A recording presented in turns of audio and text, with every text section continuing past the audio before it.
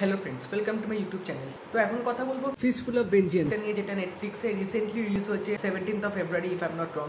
তো এই মুভিটা কীরকম হলো সেটা নিয়ে তোমাদের সাথে কথা বলবো, তো ভিডিওটা কিন্তু অবশ্যই দেখবে। তো এই মুভিটা হচ্ছে নেটফ্লিক্সের একটা সিরিজ ছিল ভু অ্যাসাসিন, যেটার সিকুয়েল, এবং ওই সিরিজটা 2019 সালে রিলিজ হয়েছিল। তোমরা যদি ওই সিরিজটা দেখে না থাকো এবং যদি এই ফিল্মটা দেখো অবভিয়াসলি, তাহলে হয়তো তোমাদের এই ফিল্মটা অতটাও ভালো লাগবে না, কারণ এই ফিল্মে গল্পটা একদম সেরকম কিছু নেই। বাট হ্যাঁ, ক্যারেক্টারগুলো যেগুলো দেখিয়েছে, ক্যারেক্টারগুলো কিছু ব্যাক স্টোরি আছে এবং তারা এই পাওয়ার্সগুলো কীভাবে পেলো, কোথা থেকে এসছে এবং তাদের সাথে কী ঘটনা ঘটেছে, যার জন্যে এই সেকেন্ড পার্টে আমরা যে পুরো গেস্টটা দেখতে পাবো কী হচ্ছে, সেটা অবশ্যই ফার্স্ট পার্টটার মধ্যে কিন্তু কিছুটা উল্লেখ করা আছে। তো আমার মনে হয় আগে তোমরা যদি ওই সিরিজটা দেখে নাও, তারপর যদি এই ফিল্মটা দেখো, তাহলে হয়তো আরও বেশি ইন্টারেস্টিং লাগবে তোমাদের দেখতে।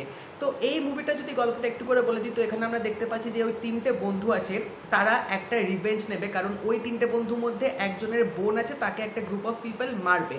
তো তাদেরকেই মারতে গিয়ে, তাদেরকেই ধাওয়া করতে গিয়ে তারা অনেক রকম প্ল্যান করবে, অনেক রকম তারা প্রসিডিওর করবে যে কীভাবে তাদেরকে মারবে। এবং এখানে আমরা অনেক রকম ম্যাজিক, অনেক রকম মার্শাল আর্টসের জিনিসও দেখতে পাবো। তো আলটিমেটলি এখানে কী হবে সেটা জানতে গেলে অবশ্যই তোমাদের মুভিটা দেখতে হবে।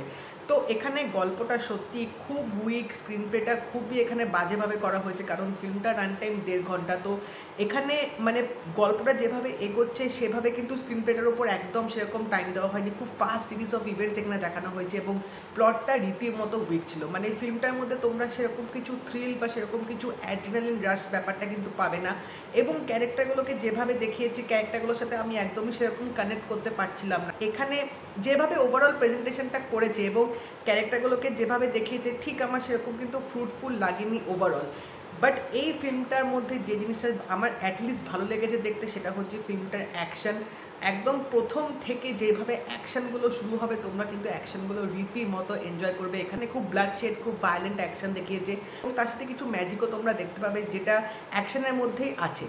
তো এখানে অ্যাকশনের কোরিওগ্রাফ থেকে শুরু করে যেভাবে ক্যামেরা ওয়ার্কগুলো করেছে, সেগুলো কিন্তু দেখতে বেশ ভালো লাগছিলো। এবং ফিল্মটার লুক অ্যান্ড ফিল এবং যেভাবে পুরো দেখিয়েছে সিনেমাটোগ্রাফি থেকে শুরু করে, সেগুলো কিন্তু বেশ ভালো লাগছিলো দেখতে। বাট ফিল্মটার সবচেয়ে যে জিনিসটা আমার নেগেটিভ পয়েন্ট লেগেছে, সেটা হচ্ছে অবভিয়াসলি গল্পটা একদমই ঠিক করে এখানে করা হয়নি, যার জন্য পুরো ফিল্ম দেখার কিন্তু ইন্টারেস্টে তোমাদের থাকবে না। এবং এত ফাস্ট এখানে জিনিসগুলো দেখাচ্ছে যে তোমরা কিন্তু বুঝতে পারবে না যে কী হচ্ছে, কোথা থেকে কী হচ্ছে না হচ্ছে, সেই জিনিসটা কিন্তু তোমরা ঠিক ধরতে পারবে না। তো যার জন্য এই ফিল্ম দেখার যে ইন্টারেস্টটা, সেটা কিন্তু তোমাদের মধ্যে সেইভাবে থাকবে না।